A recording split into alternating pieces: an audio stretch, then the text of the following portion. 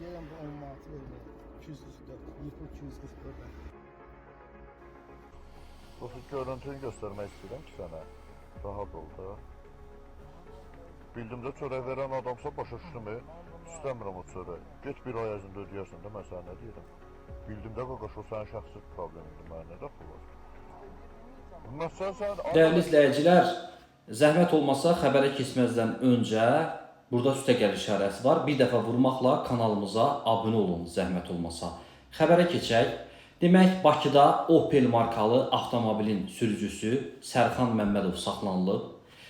Statinfo xəbər verir ki, eyni anda 2 qayda pozuntusu edən sürücü saxlanılıb və barəsində protokol tərtib edilib. Məlumata görə sürücü DP əməkdaşlarını şantaj etmək məqsədi ilə güya onlara pul verməsi ilə bağlı saxta video görüntü çəkərək sosial şəbəkələrdə paylaşıb.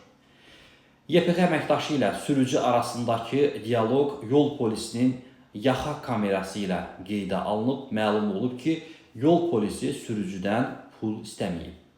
Sərxan Məmmədov əməlini etiraf edib və həbs olunub.